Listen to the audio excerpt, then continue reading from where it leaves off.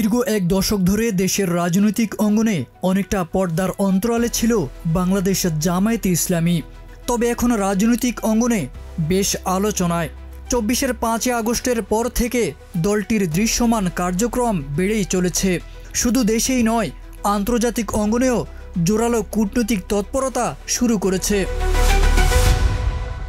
সম্প্রতি একের পর এক বৈঠক, বিদেশ সফর এবং কূটনীতিকদের সঙ্গে যোগাযোগ বাড়িয়ে জামায়াত যেন এক নতুন পর্বে প্রবেশ করেছে।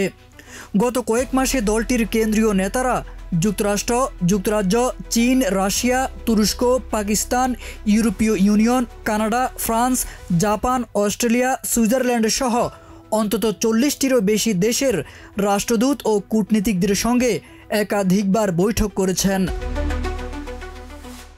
সবচেয়ে সাম্প্রতিক উদাহরণ ৭ অক্টোবর ঢাকার বসুন্ধরায় জামায়াত আমির ডাক্তার শফিকুর রহমানের সঙ্গে সৌজন্য সাক্ষাৎ করেন জাতিসংঘের ঢাকাস্থ আবাসিক সমন্বয়কারী গোয়েন লুইস।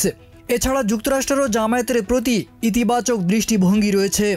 দলীয় সূত্র বলছে, আগামী ১৬ অক্টোবর পর্যন্ত আরও কয়েকটি দেশের কূটনীতিকের সঙ্গে বৈঠকের সময় নির্ধারিত রয়েছে। এছাড়া চলতি অক্টোবর মাসের শেষ দিকে জামায়াতের একটি উচ্চ পর্যায়ের প্রতিনিধি দল যুক্তরাষ্ট্র ও কানাডা সফরে যাবে। সফরের নেতৃত্ব দিবেন দলটির আমির ডাক্তার শফিকুর রহমান।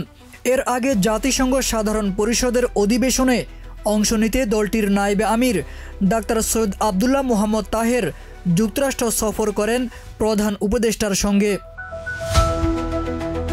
জানা যায়, জুলাই বিপ্লব পরবর্তী প্রেক্ষাপটে চীন সরকারের আমন্ত্রণে জামায়াতের প্রতিনিধি দল দুইবার বেজিং সফর করে। এছাড়া ২০২৫ সালের সবচেয়ে বড় আন্তর্জাতিক সফর ছিল চলতি বছরের এপ্রিলে ইউরোপীয় ইউনিয়নের আমন্ত্রণে জামায়াত নেতাদের ইউরোপ ভ্রমণ, যেখানে ব্রাসেলস সহ একাধিক দেশে তারা বৈঠকে অংশ নেন।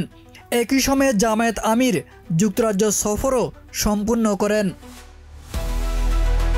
দেশে সফরে আসা ইউরোপীয় ইউনিয়নের প্রতিনিধি দলের সঙ্গেও একাধিকবার বৈঠক করেছে জামায়াত।